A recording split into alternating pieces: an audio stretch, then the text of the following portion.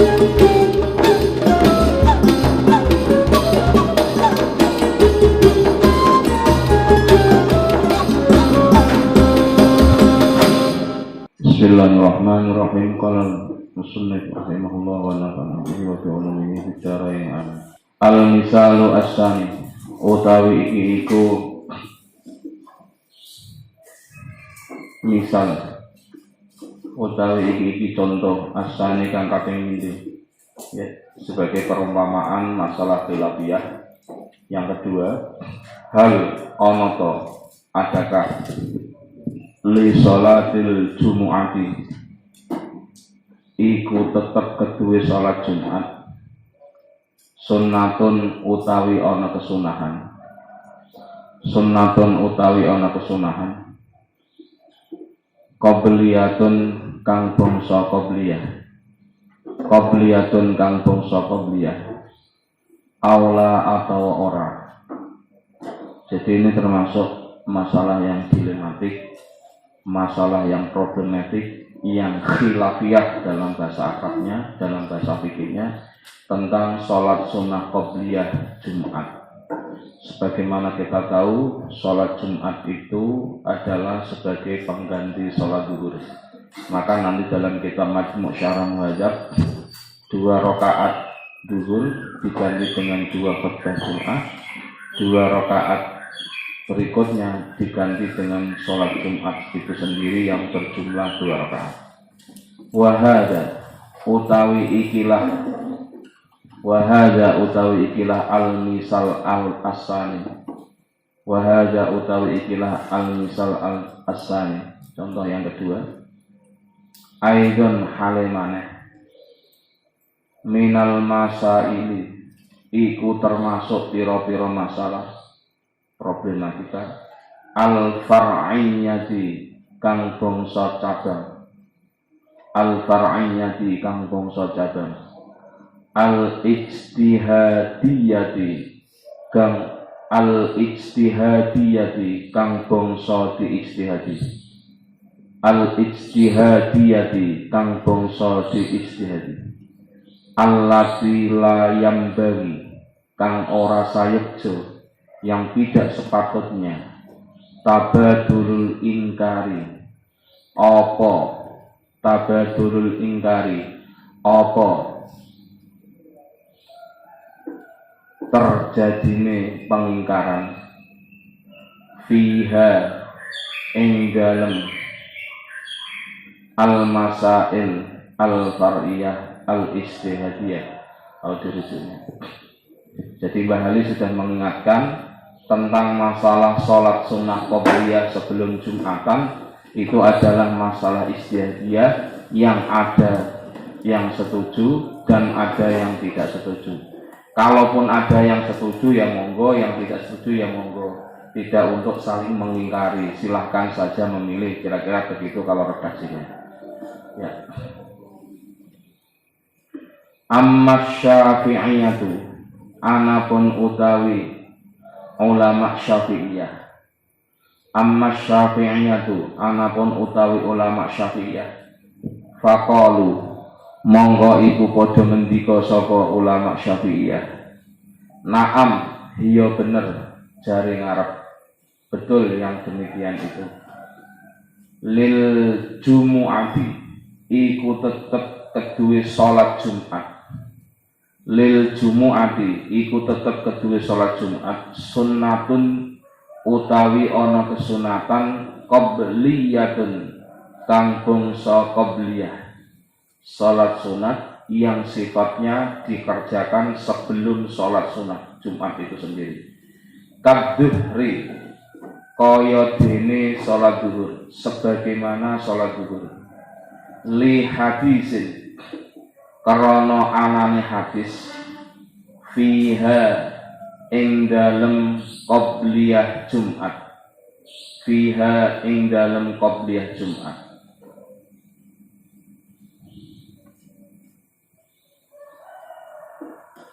ziyadatun minal faqiri utawi iki iku ana tambahan, minal faqiri saking Mbah Ali Maksum kang banget butuhe rahmat maring Allah. Itu kalau dilengkapi al-fakir ay al-fakir ila rahmatillah.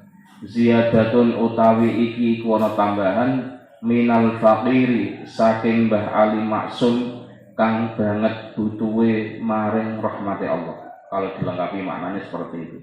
Wali khabari muslimin lan krana hadis saking Imam Muslim, dalil yang mengatakan bahwa sholat Jumat itu ada qobliyahnya adalah hadis yang diriwayatkan oleh Imam Muslim. Bunyi hadisnya, idza shalla nalikane sholat, idza shalla nalikane sholat ahadukum sapa salah suwijine sira kabeh. Ini berlaku bagi laki-laki yang wajib. Perempuan ini hukumnya adalah boleh, begitu ya. Boleh tidak sampai sunnah ya. Boleh mengerjakan Jumat, dan kalau sholat Jumat ya karena boleh ya nanti zuhurnya nggak usah dilakukan.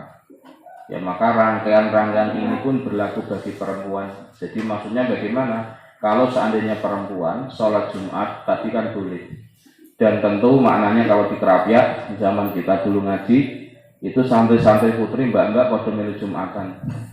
Jumatannya di kamar pondok karena memang antara masjid, halaman masjid dengan pondok putri itu berdekatan. Mereka kenapa kok ikut sholat Jumat? Ya tentu karena ini sesuatu yang masyru' boleh. Yang kedua tentu yang dikejar tidak hanya sekedar boleh, tapi keutamaan jamaah dengan sekian ribu orang. Kan semakin banyak jamaahnya ini kan semakin utama fadilahnya. Alias bagaimana? Ada unsur lain yang dikejar. Jadi ini yang terjadi. Jadi nanti mbak-mbak suatu saat ketika nggak ada halangan, suatu saat bapaknya kalau belum nikah, kalau sudah nikah suaminya begitu ya, ikut sholat Jumat di saat Anda memungkinkan sholat Jumat karena mungkin masjidnya masih luas, ada ruangannya untuk sholat, ya monggo saja ikut sholat.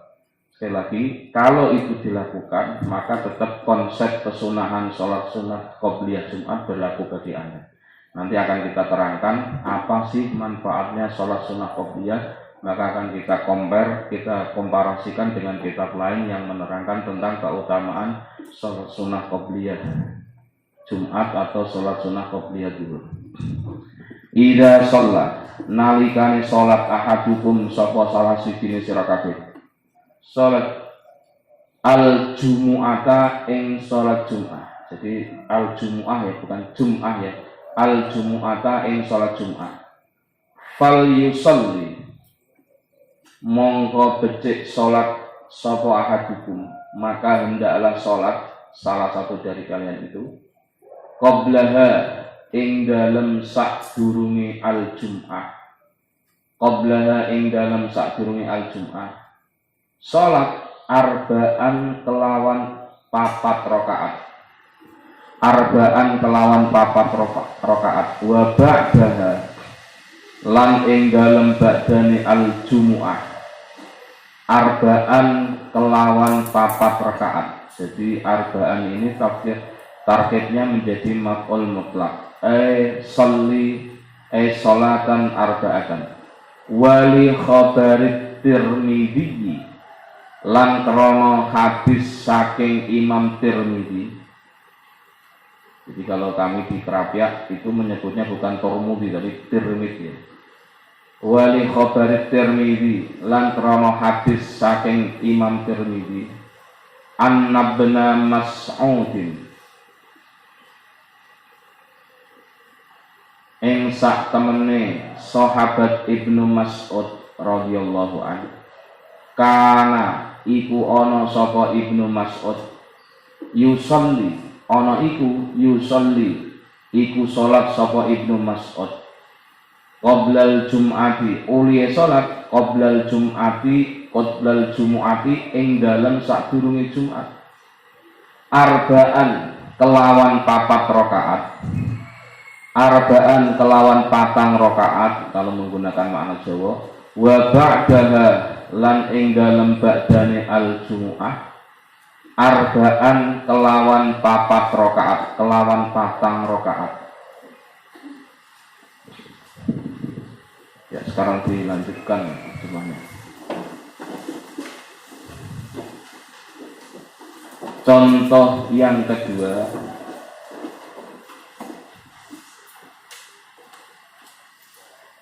ialah apakah bagi sholat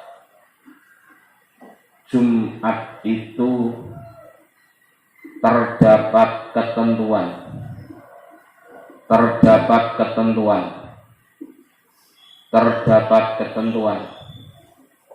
sholat sunat qobliyah, terdapat ketentuan sholat sunnah qobliyah atau tidak? Tanda tanyanya.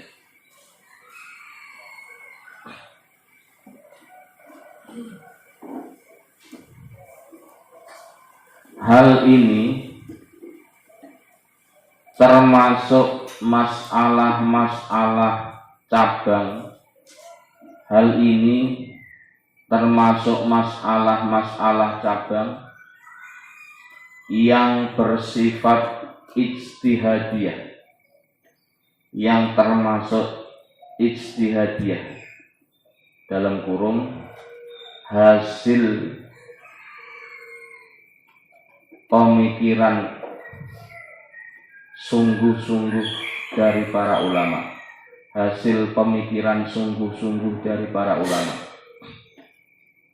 yang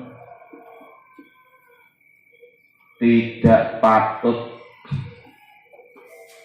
terjadinya,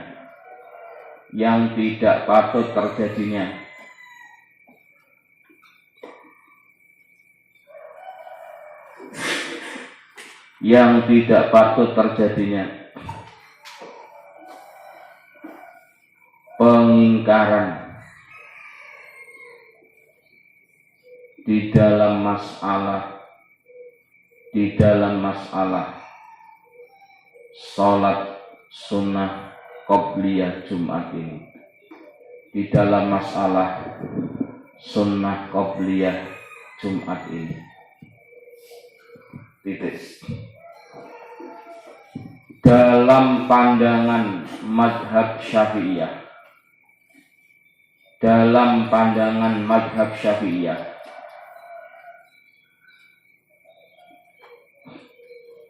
mereka berpendapat memang benar bagi sholat Jumat itu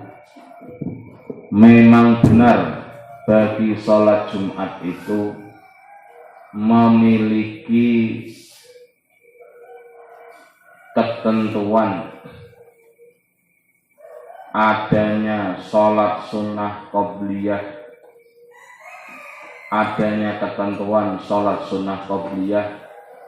sebagaimana sholat sunnah qobliyah zuhur,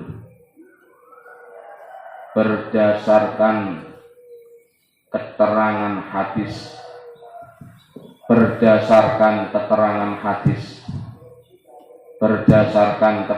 hadis yang menjelaskannya. Titik. Terdapat tambahan dari Mbah Ali Maksum,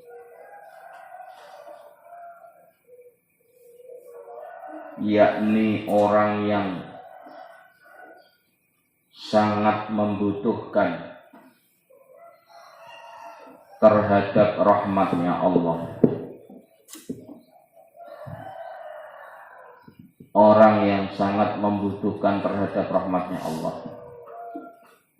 bahwasanya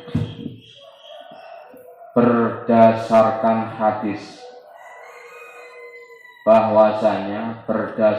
hadis dari Imam Muslim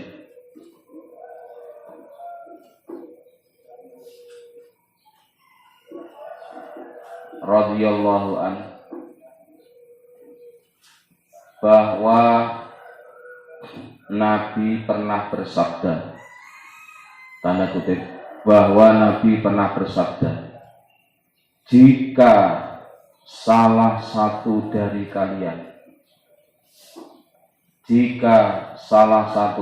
kalian akan mengerjakan sholat Jumat, maka hendaklah terlebih dahulu melaksanakan sholat 4 rakaat sebelum sholat Jumat, dan mengerjakan sholat sunat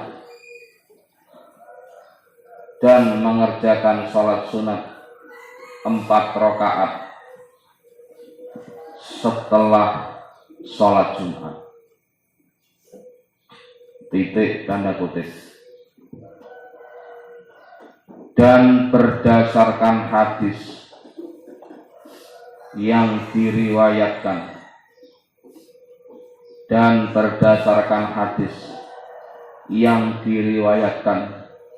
oleh Imam At-Tirmidzi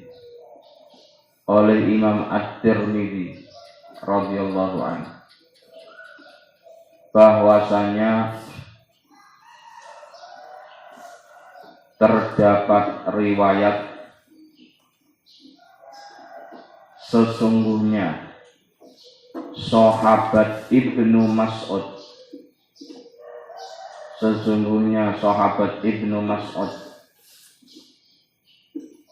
radhiyallahu anhuma. Berarti kalau anhuma ya Mas'ud dan Ibnu Mas'ud. Ya.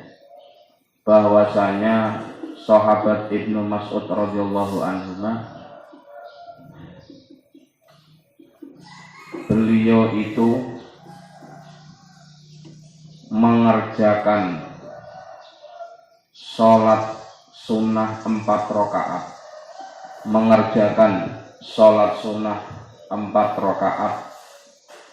sebelum sholat Jumat,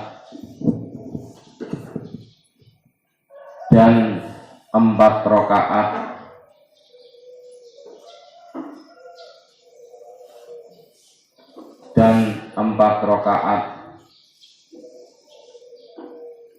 setelah sholat Jumat.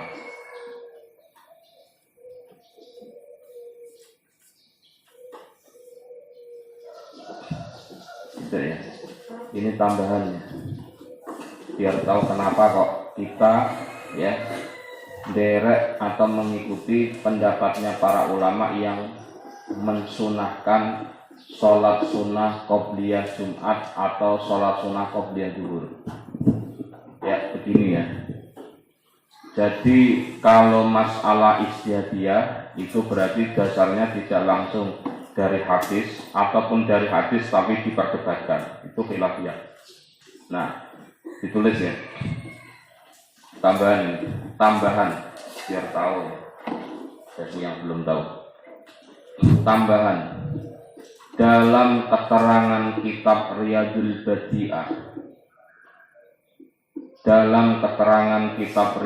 Badi'ah karya Syekh Nawawi ya, halaman 36 terdapat keterangan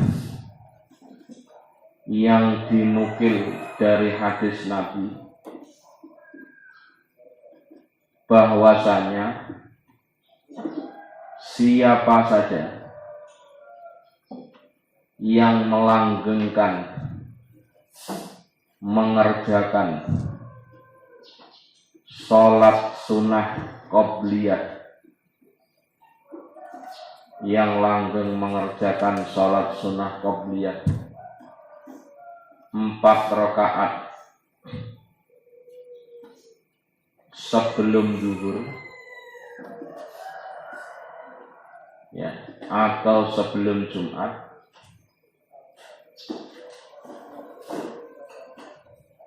dan 4 rakaat setelahnya, dan 4 rakaat setelahnya, maka Allah akan mengharamkan baginya untuk masuk ke dalam neraka. Itu hikmahnya masih. Jadi bagaimana tujuan, maksud, motivasi dari pelaksanaan sholat qobliyah ba'diyah sholat Jumat. Nah, ini terus kemudian ya. Nah, sholat 4 rakaat ini entah sebelum maupun sesudah itu dikerjakan 2 rakaat. Jadi kalau diniati usolli, ayo bismillah. Bismillahirrahmanirrahim. Usolli sunnatan qobliyatadz zuhri rak'ataini lillahi ta'ala. Itu kalau 2 rakaat. Terus 2 rakaat berikutnya sama, jadi 4. Lah nanti yang setelahnya juga sama.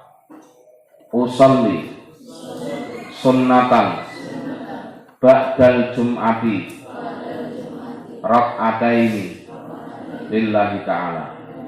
Kalau sholat Jumat, kalau zuhur tinggal diganti zuhur. Usolli sunnatan qobliyatadz zuhri rak'ataini lillahi ta'ala. Usolli sunnatan qobliyatadz ba'dadz zuhri ya rak'ataini lillahi ta'ala. Yang melanjutkan ini riwayat yang dikutip oleh Imam Syekh Nawawi Al-Bantani dalam kitab Riyadul Badi'ah itu bahwasanya siapa saja yang melanggengkan sholat qobliyah 4 dan ba'diyah 4 dari sholat zuhur atau sholat Jumat, haramallahu 'alan nar. Orang tersebut ya diharamkan oleh Allah untuk masuk ke dalam neraka. Amin ya rabbal alamin.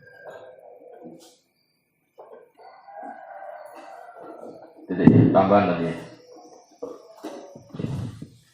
Wadzahiru utawi kang jelas annahu iku sak temene masalah qobliyah bitaufiqin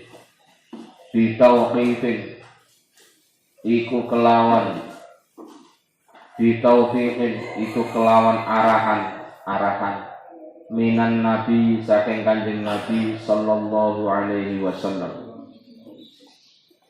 Salamuka nambe rahmat adim Allah sapa Allah alaihi ngatasi kanjeng Nabi wasallam lan muka nambe rahmat selamat sapa Allah ing atase kanjeng. Intaha Bajuri ya. Intaha wis rampung apa kaul Bajuri ing dalam kitab Bajuri. Kitab Bajuri ini adalah khasiatnya kitab Fathul Qorib. Fathul Qorib ini adalah sarahnya kitab Matan Abu Suja atau Takrib. Jadi matanya namanya Takrib, sarahnya namanya Fathul Qorib, khasiatnya komentarnya itu namanya Bajuri. Ya, terus qala ngendika Asy-Syaikhu Ali Maksum rahimahullah. Qala ngendika Asy-Syaikh Ali Maksum sapa Mbah Ali Maksum rahimah muga melasihu ing Mbah Ali Maksum Allahu sapa Allah. Qala ngendika Al-Qurdi sapa Imam Al-Qurdi ala babi fadlin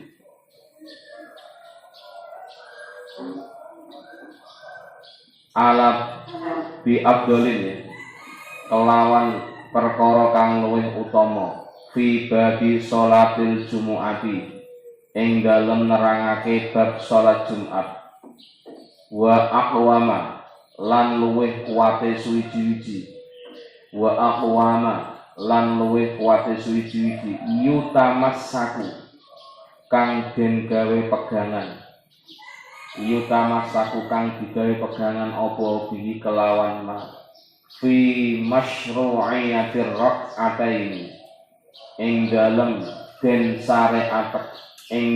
den syariatakene rong rakaat qoblal jumu'ati ing dalem sadurunge salat Jumat.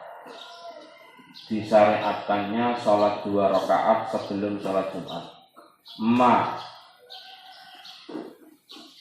iku suwiji-wiji hadis ma iku hadis atau suwiji-wiji sahhaha kang nyohehaken hu ing hadis Ibnu Hibbanin sapa Imam Ibnu Hibban radhiyallahu anhu min hadisi Abdullah bin Zubair saking hadis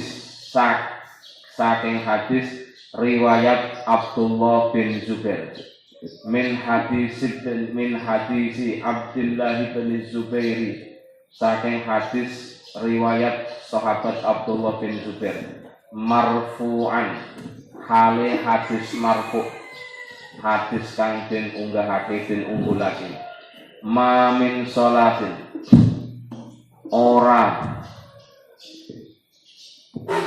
iku tetep ma min sholatin ma ora min sholatin iku tetep saking sholat ya, sholat wajib sholatin wajibin illa wa baina yadaiha angin ing dalem sak ngarepe sholat wajib illa wa baina yadaiha angin ing dalem sak ngarepe sholat wajib rakaatani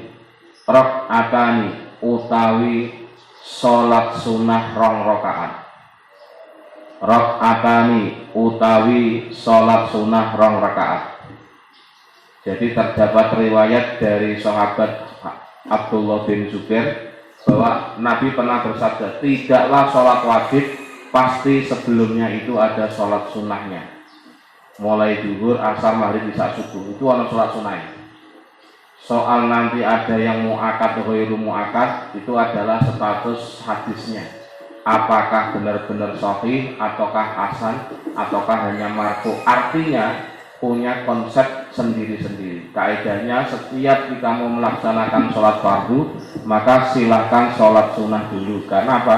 Kaidahnya tidaklah setiap sholat fardu itu pasti sebelumnya ada ketentuan sholat sunnah dulu 2 rakaat. Maksudnya seperti itu. Qala was ngendikaake hu ing Ibnu Hibban fi Fathil Bari ing dalam kitab Fathul Bari sarahnya Sahih Bukhari. Kolang dikaake ing kolang dikaake sapa ya Imam Ibnu Hibban ing hadis fi Fathul Bari ing dalam kitab Fathul Bari ala Sahih Bukhari ing atase sarah kitab Bukhari. Ziyadatun utawi iki iku ana tambahan. Ziyadatun utawi iki iku ana tambahan. Minal faqir saking Mbah Ali Maksum kang banget butuhe maring rahmate Allah. Wa fi Fathil Wahhabi lan ing dalam kitab Fathul Wahhab juz awal ing dalam juz awal sahifah ya sittun wa khamsun ing dalam halaman 56 khabarus syaikhain utawi khobar saking Imam Bukhari Muslim baina kulli adanaini iku tetep ing dalem antarane azan lan iqamah baina kulli adanaini iku tetep ing dalem antarane azan iqamah salatun utawi ana salat sunah.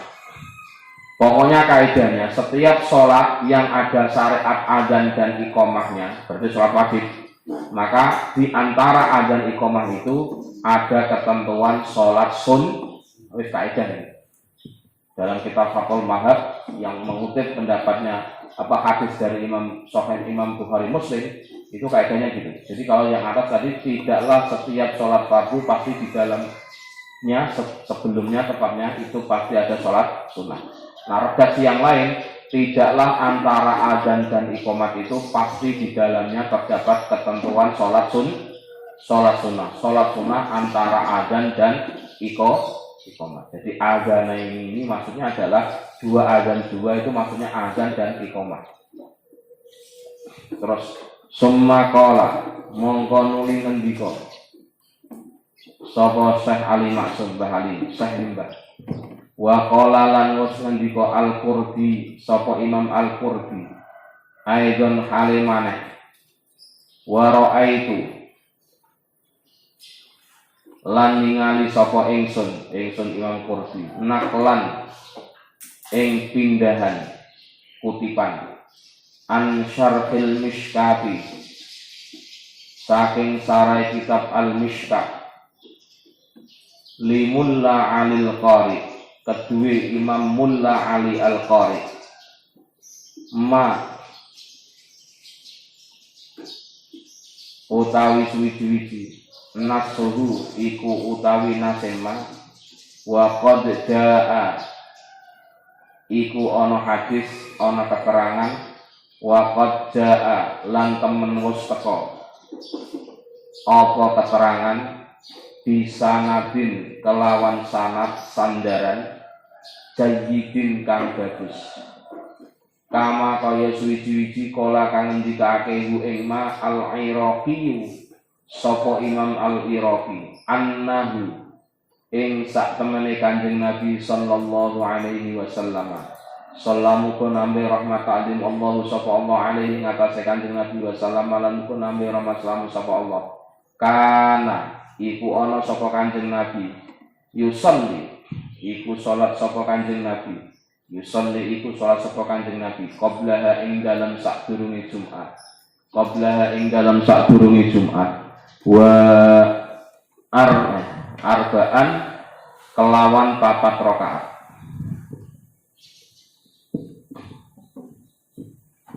Sekarang dilanjut.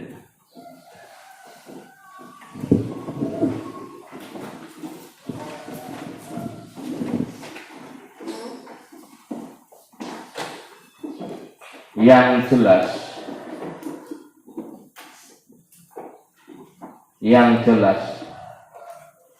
masalah yang berkaitan dengan sholat sunnah qobliyah yang berkaitan dengan sholat sunnah qobliyah yang berkaitan dengan sholat sunnah qobliyah zuhur ini sholat sunnah qobliyah Jumat ini berdasarkan arahan taufik pertolongan arahan berdasarkan arahan dari baginda Nabi sallallahu alaihi wasallam berdasarkan arahan baginda Nabi sallallahu alaihi wasallam. Demikianlah keterangan dalam kitab Al-Bajuri. Demikianlah keterangan dalam kitab Al-Bajuri, sarahnya kitab Fathul Qorib.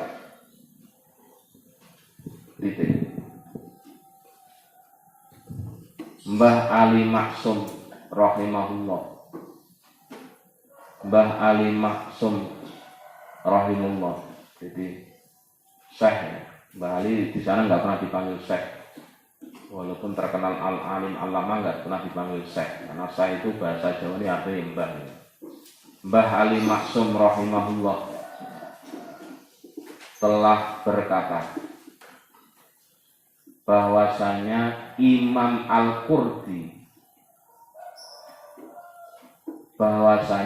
Al-Qurdi berpendapat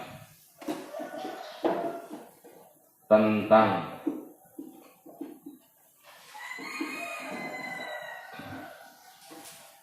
hal yang lebih utama dalam pembahasan sholat Jumat.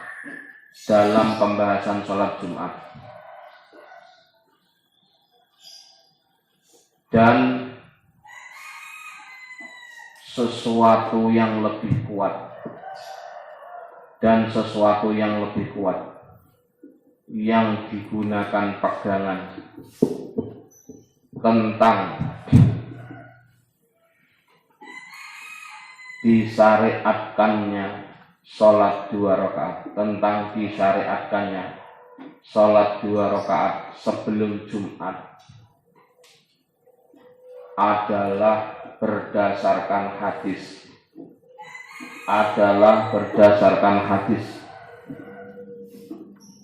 yang disahihkan oleh Imam Ibnu Hibban, yang disahihkan oleh Imam Ibnu Hibban dari hadis sahabat Abdullah bin Zubair, dari hadis sahabat Abdullah bin Zubair radhiyallahu anhuma, dengan status hadis marfu', dalam kurung hadis yang diunggulkan, bahwasanya terdapat riwayat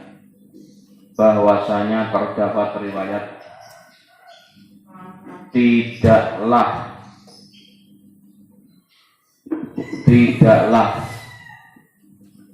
pelaksanaan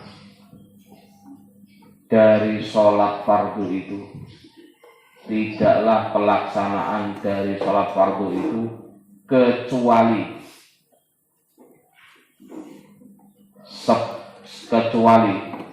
sebelumnya terdapat ketentuan sholat sunnah 2 rakaat. Terdapat ketentuan sholat sunnah 2 rakaat. Titik.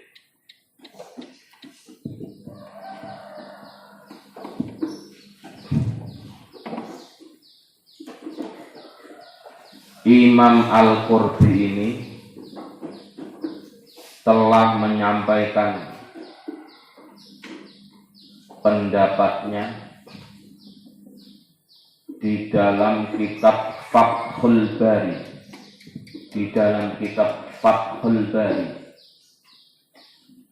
sarahnya kitab Sahih Bukhari,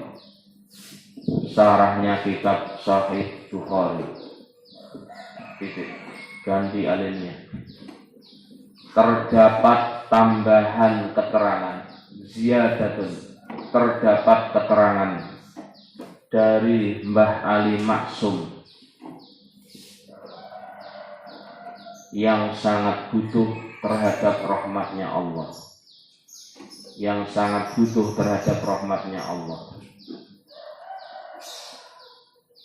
bahwasanya di dalam kitab fikih Fathul Wahhab, kalau Fathul Bari tadi kitab hadis, di dalam kitab fikih Fathul Wahhab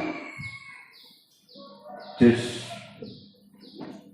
awal halaman 56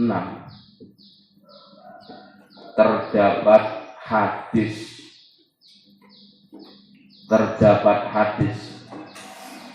dari riwayat yang dibukukan oleh Imam Bukhari dan Muslim. Dalam riwayat yang dibukukan oleh Imam Bukhari Muslim terdapat riwayat yang mengatakan, tanda kutip,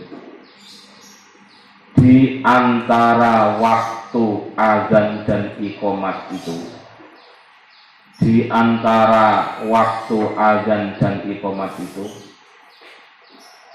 terdapat ketentuan sholat sunnah.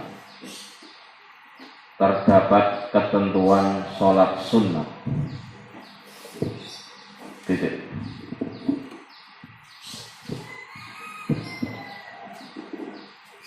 Lanjut, kemudian Mbah Ali Maksum pun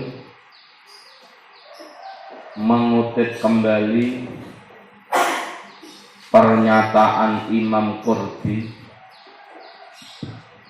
yang mengatakan bahwa, tanda kutip, saya itu telah melihat kutipan bahwa saya itu telah melihat kutipan keterangan dari kitab Syarhul Miskah, dari kitab Syarhul Miskah karya Imam Mulla Ali Al-Qari, karya Imam Mulla Ali Al-Qari. Ya, terdapat ketentuan bahwasanya sungguh tentang masalah sholat sunnah qobliyah Jum'ah ini telah datang berdasarkan hadis, yang memiliki sanad yang sangat bagus,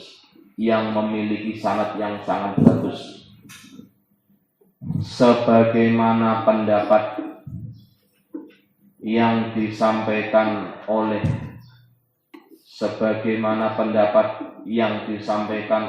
Imam Al-Iraqi, bahwasanya baginda Nabi Sallallahu Alaihi Wasallam beliau itu mengerjakan sholat 4 rakaat.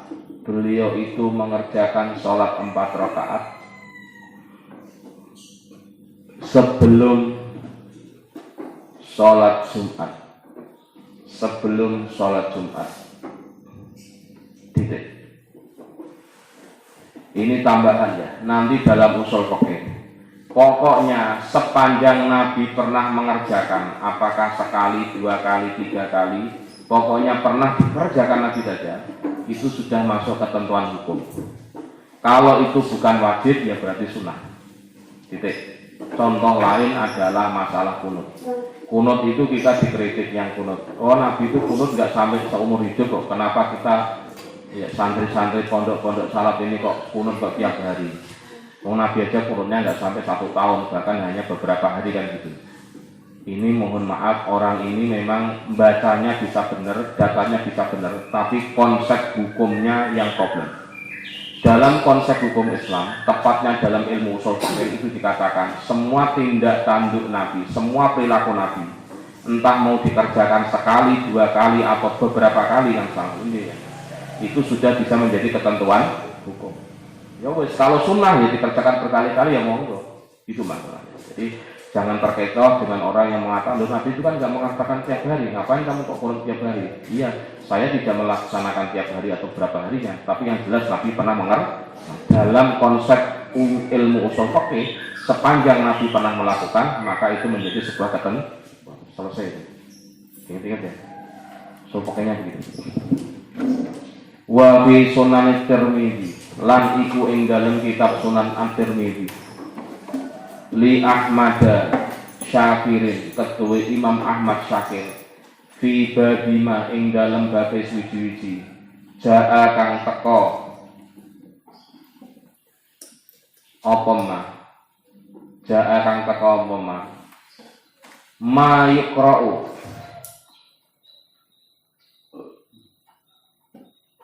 ma utawi suci-suci, yuqra'u kang den waca,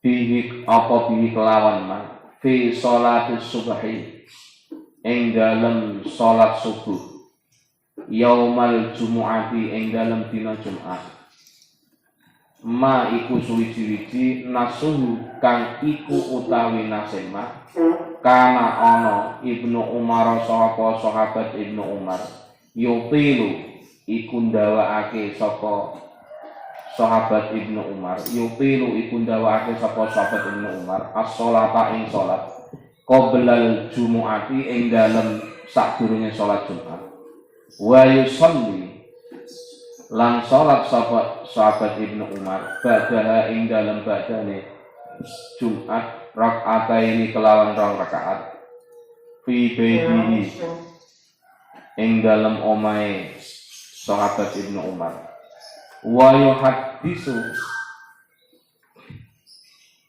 lan nyeritakake sapa sahabat Ibnu Umar anna Rasulullah ing sak temene utusane Allah anna Rasulullah ing sak temene utusane Allah sallamuku nambe rahmat ta'zim Allah sapa Allah alaihi ngatasi Rasulullah wa sallam alamuku nambe rahmat selamat sapa Allah kana iku ana sapa Kanjeng Nabi yaf'alu iku nglakoni sapa Kanjeng Nabi zalika ing mengkono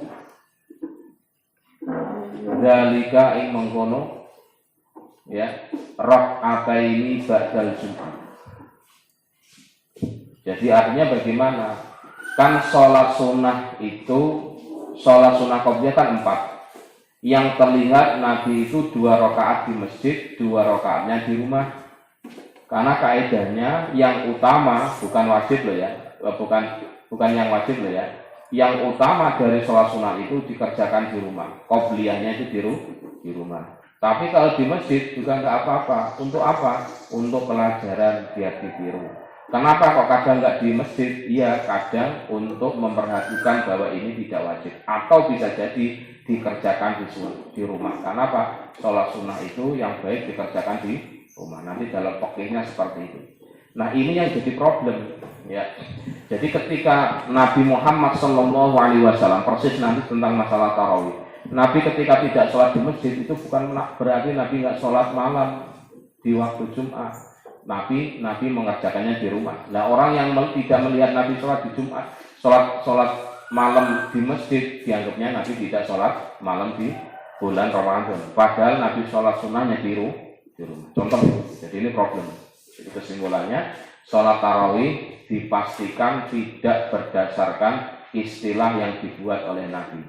Yang dibuat oleh Nabi adalah sholatul lail fi Ramadan, sholat malam di bulan Ramadan. Itu namanya sholat tarawih. Dan penamaan tarawih itu sejak Khalifah Umar radhiyallahu anhu. Itu ketentuannya. Jadi kalau ada orang yang mengatakan semuanya harus kembali pada Nabi, semua kalau tidak berdasarkan Nabi itu bid'ah, itu lucu kalau dia melaksanakan sholat tarawih karena Nabi tidak pernah menamakan sholat tarawih. Istilah tarawih itu dilakukan sejak masa Khalifah Umar. Ini ulasan yang disampaikan oleh Imam Nawawi dalam kitab Majmu' Syarah Muhadzab jilid 6 atau kalau enggak jilid 4 dalam kitab Majmu' Syarah Muhadzabnya Imam Nawawi. Itu contohnya seperti itu.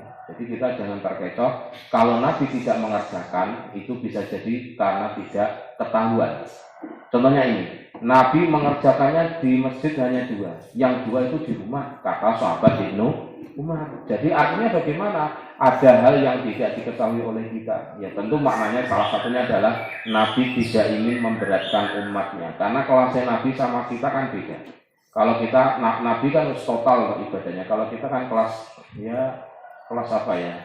Ya debutan lah, maksudnya ya nyetam, kadang semangat, kadang mimpi. Diwajibkan kabeh mimpi.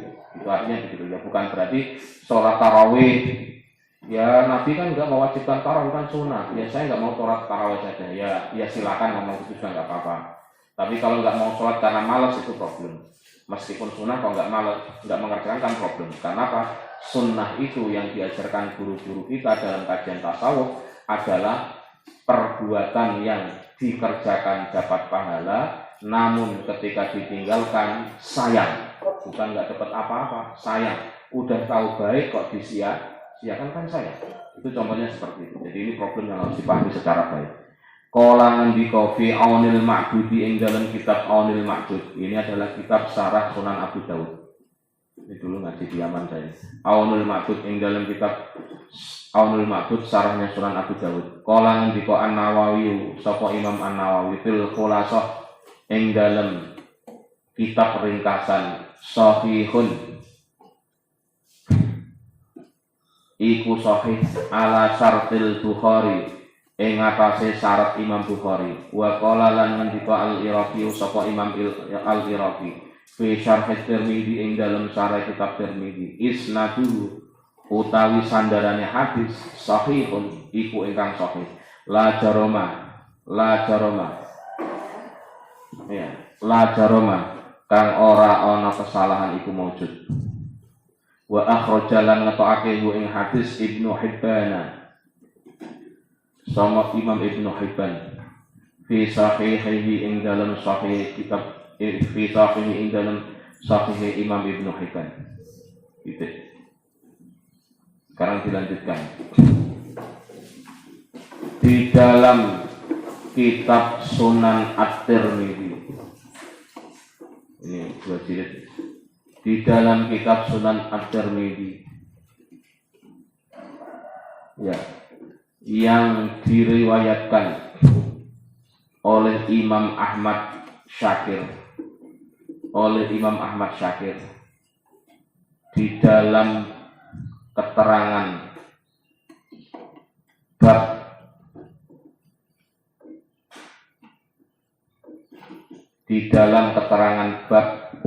yang menjelaskan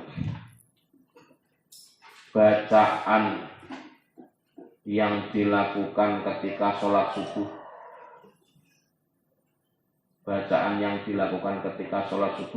di hari Jumat, bahwasanya terdapat ketentuan sebagaimana berikut, yaitu sahabat Ibnu Umar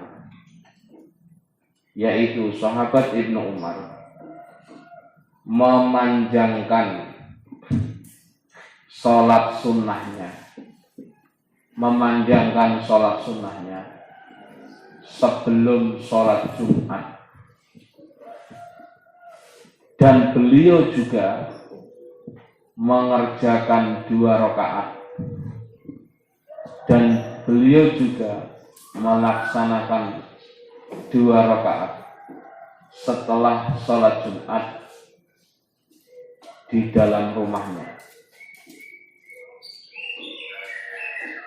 Dan kemudian sahabat Ibnu Umar pun menceritakan,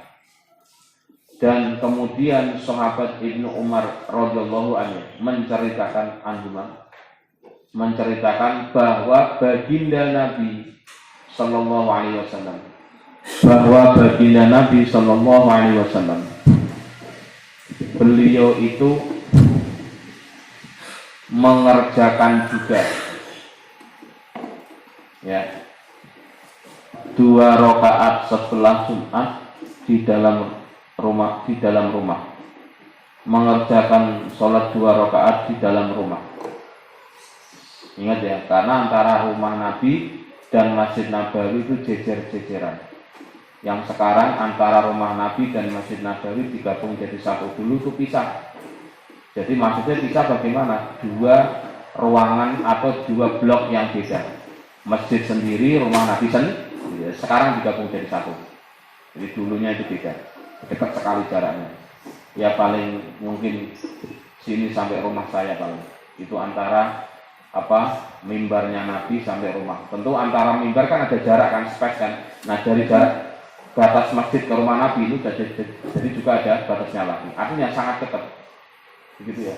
Jadi kesimpulannya ya tentu maknanya adalah apa yang dikerjakan Nabi yang tidak terlihat oleh orang umum tapi diketahui oleh sebagian sahabat tetap menjadi syariat. Kalau itu tidak wajib berarti sunnah. Berarti kalau Nabi mengerjakan setelah sholat Jumat kok ada 2 rakaat di rumah, berarti 2 rakaat itu menunjukkan sunnah. Titik. Di dalam kitab Aunul Ma'bud Syarah Sunan Abu Dawud, di dalam kitab Aunul Ma'bud Syarah Sunan Abu Dawud terdapat keterangan bahwasanya Imam Nawawi itu berpendapat ya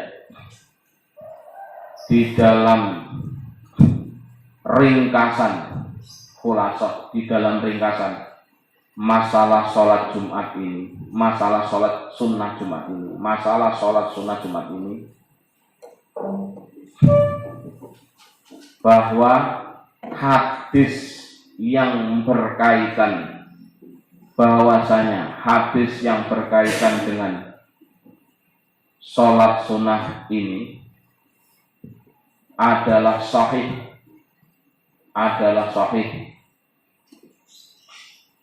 dengan berdasarkan syarat yang dibuat oleh Imam Bukhari, dengan berdasarkan syarat yang dibuat oleh Imam Bukhari. Dan Imam Al-Iraqi juga berpendapat dalam syarah At-Tirmidzi, dalam syarah At-Tirmidzi ya, dalam kurung kitabnya adalah Tuhfatul Ahwazi. Ini 14 jilid ini. Apa syarahnya? Tuhfatul Ahwazi. Itu syarahnya Sunan At-Tirmidzi. Kalau syarahnya Abu Dawud, Sunan Abu Dawud adalah Aunul Ma'bud. Ini mohon maaf ini. Ya. Mohon maaf maksudnya Pak. Di Yaman saya baru membuka, belum punya kalau ini. Karena cukup tebal-tebal ya, waktu itu kalau dibeli cukup mahal ini. Harganya di atas 2 juta karena ada 14 jilid atau 15 jilid tebal-tebal katanya. Kalau dibawa ke Indonesia juga repot karena paket dengan kitab ya dari Arab atau ke Yaman, dari Yaman atau Arab ke Indonesia itu paketnya lebih mahal daripada harga kitab. Terus bahwasanya sanad yang berkaitan sholat sunnah Jumat itu adalah sahih, yang tidak ada kecacatan, adalah sahih yang tidak ada kecacatan, cacat.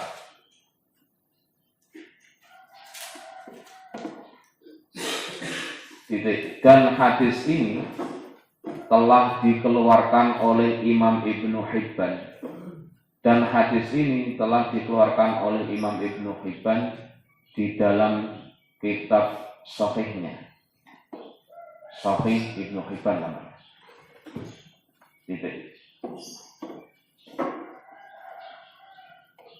Ini betapa Mbah Halim Maksum bacaannya sangat banyak sekali beliau. Jadi makanya kalau kita, mohon maaf ya, mbak-mbak kancang yang kuliah atau enggak kuliah sebenarnya sama.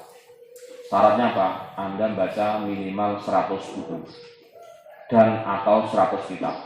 Kalau Anda sudah membaca 100 buku, 100 kitab pun kan, walaupun enggak kuliah, itu kualitasnya kayak anak kuliah. Berapa? 100?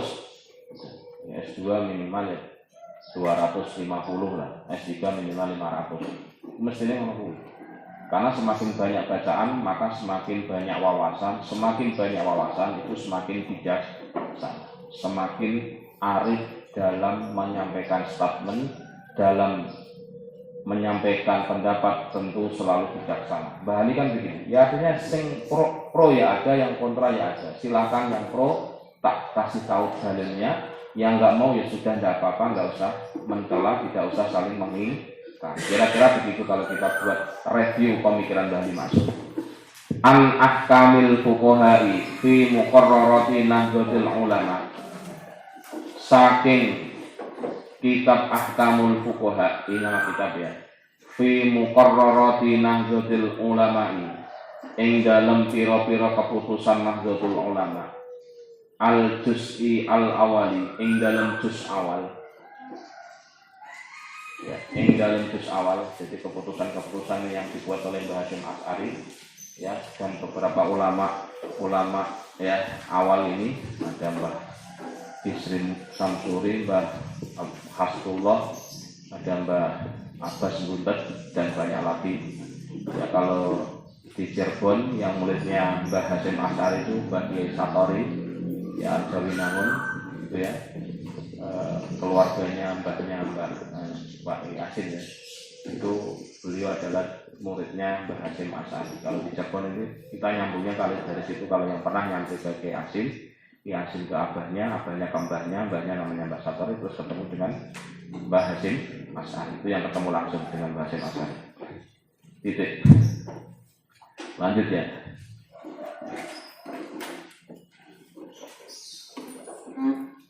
Ketetapan sholat sunnah sebelum Jumat. Ketentuan sholat sunnah sebelum Jumat juga terdapat dalam kitab Ahkamul Fuqaha. Terdapat dalam kitab Ahkamul Fuqaha. Berdasarkan keputusan ulama,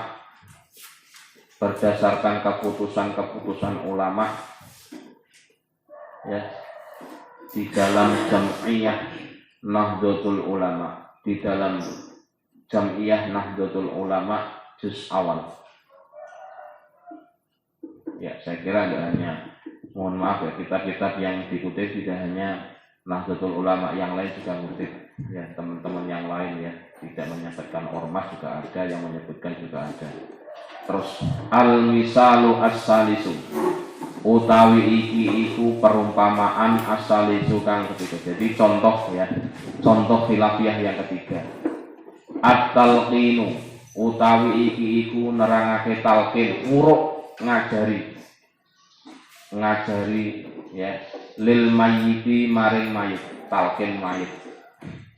Kala ngendika Ibnu Taimiyah, sapa Syekh Ibnu Taimiyah fi fatawihi ing dalam kitab fatwa Ibnu Taimiyah al-juz'i al-awali ing dalam juz awal, hadzat talqin, utawi ikilah talqin, al-madhkuru kang wis den tutur, yakni ngarepake sapa Syekh Ibnu Taimiyah, ngarepake talqinul mayyit ba'dad dafni ya, ing kalimat nguruki mayit, ngajari mayit, ba'dad dafni ing dalem sakbadane dikubur, ba'dad dafni ing dalem badane den kubur. Jadi nanti cara mentalkinnya, mohon maaf ya Mas Is, kalau nanti ibunya sendiri ditalkin Pak Lebih yang bisa, Anda sendiri ya monggo silahkan. Itu adalah berada di depan kepala mayit. Jadi kalau mayit itu kepalanya di utara, wajahnya menghadap kiblat, berarti Anda di sebelah barat kuburan atau makbar kuburan mayit itu dengan menghadap ke timur. Jadi adep-adepan begitu. Itu namanya talqin kayak gitu. Jadi jangan sampai salah tempat. Ya tentu dalam kondisi normal ya, karena biasanya di kota-kota ini kan kuburnya sesak sekali. Antara satu kuburan dengan kuburan itu jejer mepet bisa, sehingga nggak ada tempat untuk berdiri, boro-boro duduk ya, berdiri aja susah. Contoh ya, tentu kayak konsepnya secara awal begitu. Waqat sabata, teman-teman tetap anto ifatin, saking sak golongan ulama, minas sahabati, saking sahabat Nabi, annahum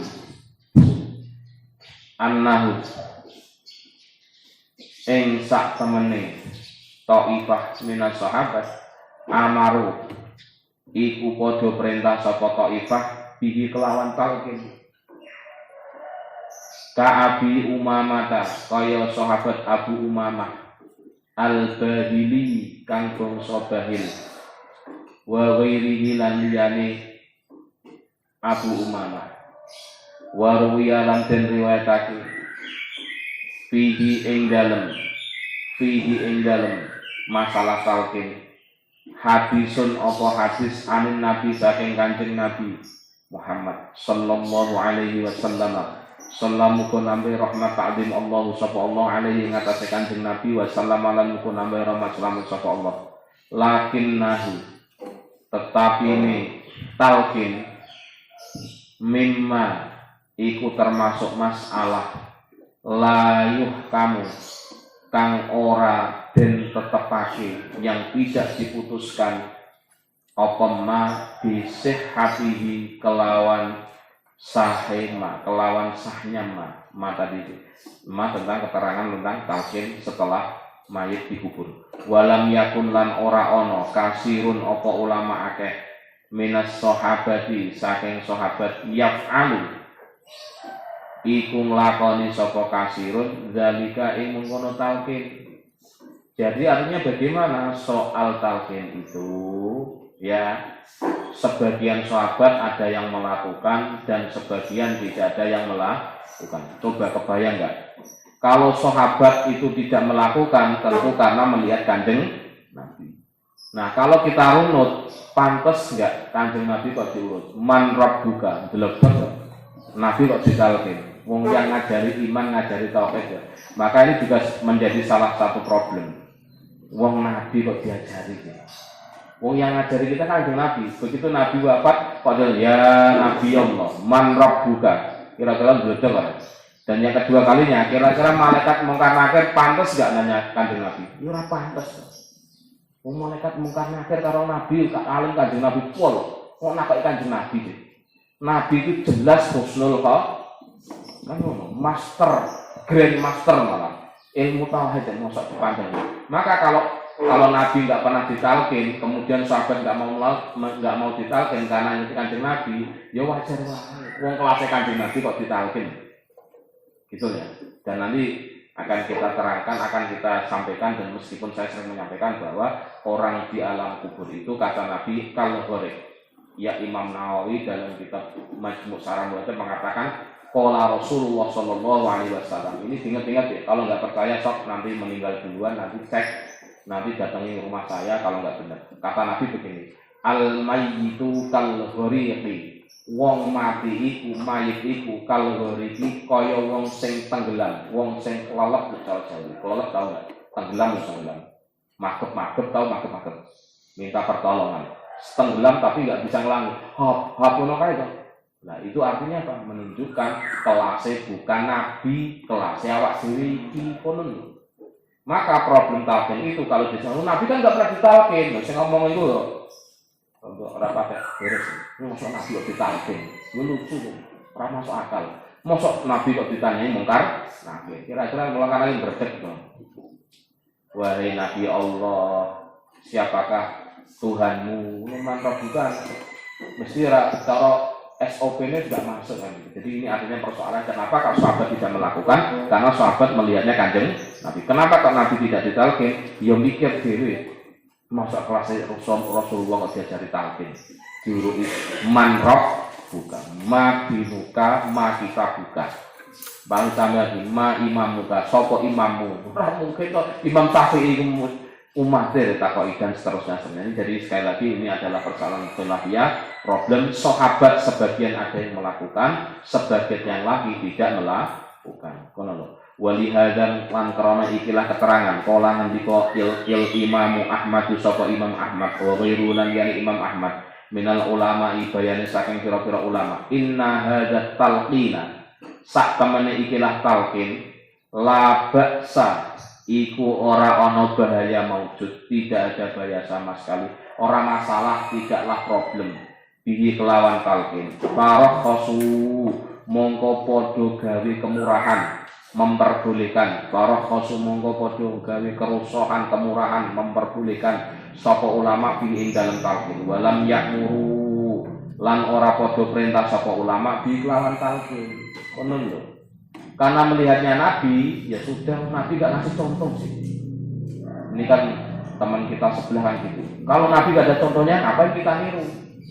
Ya nek kabeh-kabeh ukuran Kanjeng Nabi yang jomplang dhewe lho. Kenapa? Nabi ora pernah ditalqin, Nabi itu sing ngajari tauhid, mosok dia ditanya tauhid.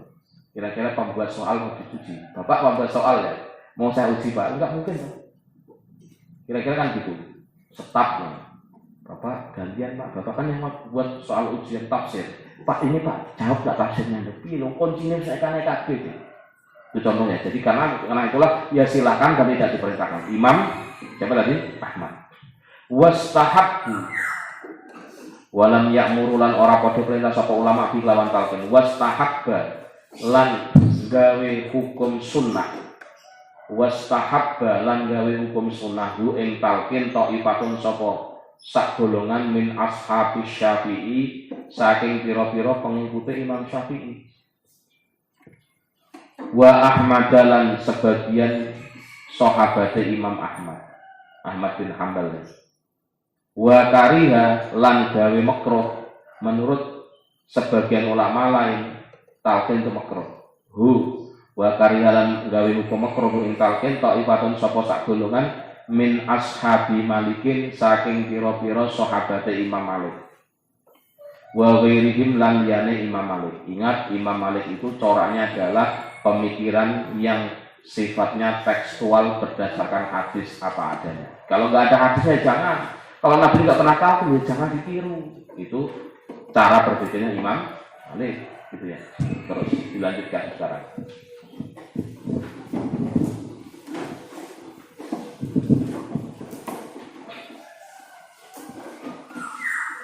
Contoh yang ketiga.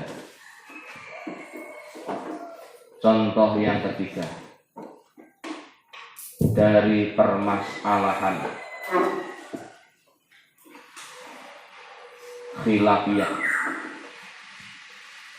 yang tidak perlu terjadi perdebatan. Contoh ketiga dari masalah khilafiyah yang tidak perlu terjadi perdebatan. Maksudnya ini, sing gelem ya monggo, yang nggak usah ya, yang nggak perlu ya nggak monggo silakan. Ialah tentang talqin dalam kurung mengajari mayit tentang kalimat tauhid. Mengajari mayit tentang kalimat tauhid, tentang talqin, yaitu mengajari mayit tentang kalimat tauhid. Titik.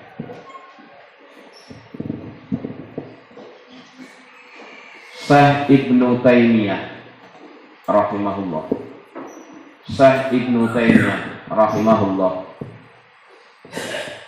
telah berpendapat di dalam kitab fatawinya, fatwa Ibnu Taimiyah juz awal, bahwasanya talqin yang dimaksud yakni mengajari kalimat tauhid kepada mayit setelah dikubur. Mengajari mayit kalimat tauhid setelah dikubur sungguh terdapat ketetapan dari segolongan sahabat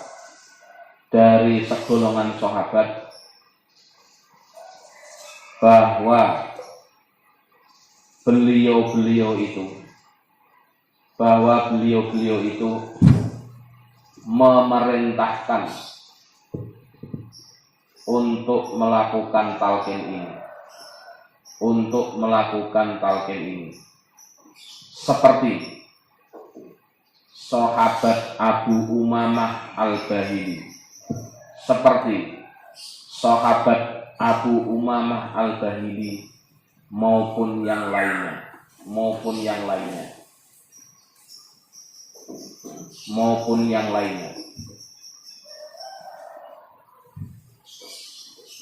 Titik.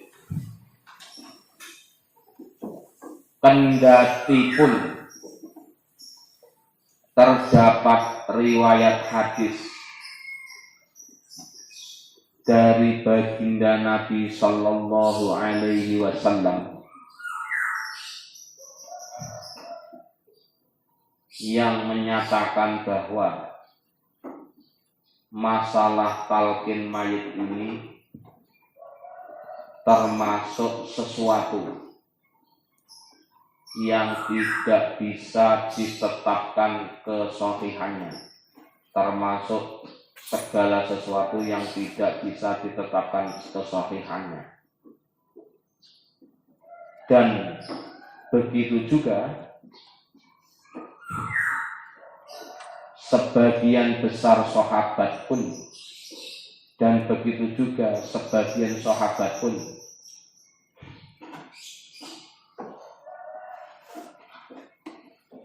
tidak melakukan talqin.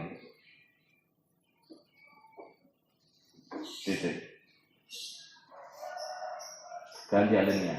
Menyikapi perbedaan sikap sahabat ini, menyikapi perbedaan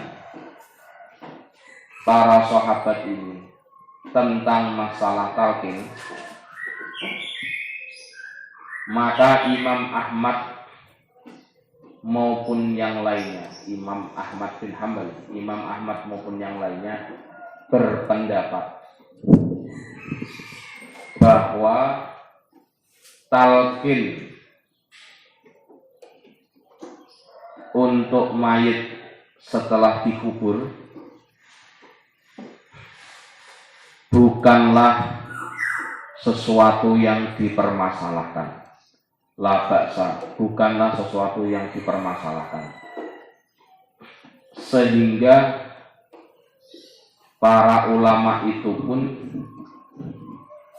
memperbolehkan saja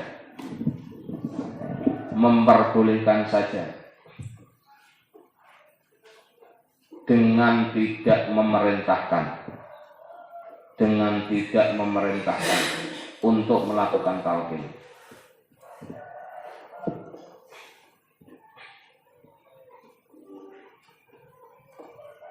Namun sebagian ulama dari mazhab Syafi'i dan ulama mazhab Hambali, Ahmad bin Hanbal, mazhab Hambali, mensunahkan untuk mentalkin mayit, titik. Sedangkan sebagian dari pengikut Imam Malik dan lainnya menetapkan hukum makruh melakukan